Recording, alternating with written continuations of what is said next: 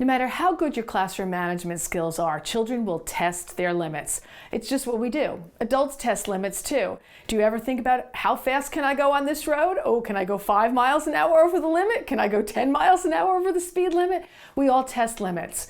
So be prepared for it and don't get upset about it. You just need to be firm and know that children need us to set limits. Some teachers are afraid that they're being mean to kids, and as long as you're using calm language, you're not being mean. Being mean is humiliating them when you're out of control. But if you're in emotional control and you have a thoughtful reason for setting that limit, you are not being mean. In fact, think of it as just another teaching strategy to teach children what acceptable behaviors they are. There are 3 kinds of limits that you can set.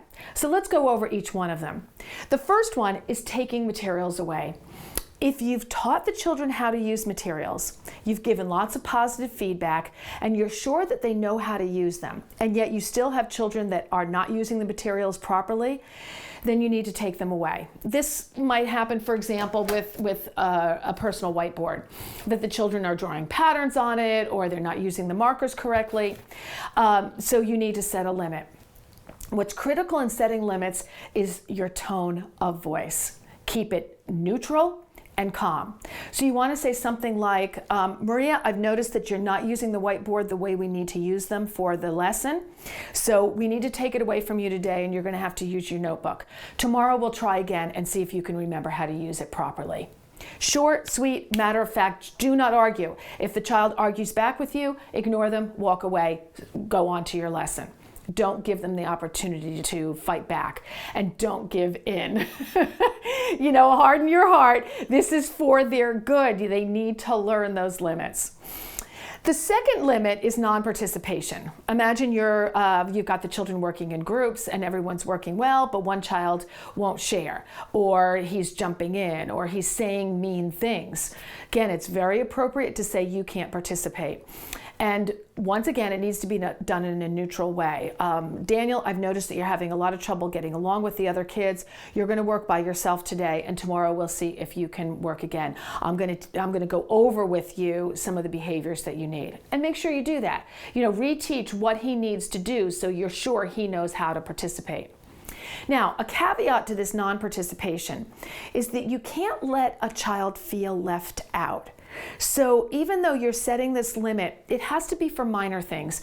Children should not be left out of field trips. They should not be left out of classroom celebrations. They should not be left out of specials because they have misbehaved. They should not miss learning opportunities because they have misbehaved.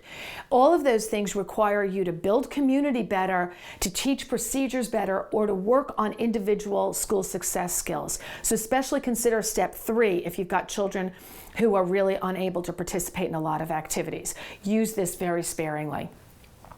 And the third limit is apology in action. Conflicts will occur. Children will make mistakes. We all do. When we make mistakes, we want the chance to set things right. So apology in action is like restitution. You let children make up for what they did wrong. So let's say they used the book inappropriately and they tore some pages. Then they've got to be the one to help you fix the book. Let's say they were running and they knocked something over. They've got to be able to pick it up and put things back. They spilled something, they need to clean it up. If they've said mean things and they've hurt someone's feelings, then they need to make them feel better. And personally, I don't think it's enough to just let them say, oh, I'm sorry, because then kids might learn, I can do anything, and then just say, I'm sorry, and get away with it. So if they've hurt someone's feelings, they need to really make them feel better. Maybe they need to draw them a picture, or give them a hug, or maybe they need to let them go first, or maybe they need to do something special to make up for how they hurt that person. So again, there are 3 types of limit setting. So this is one of the ways that you help children to be able to follow the rules.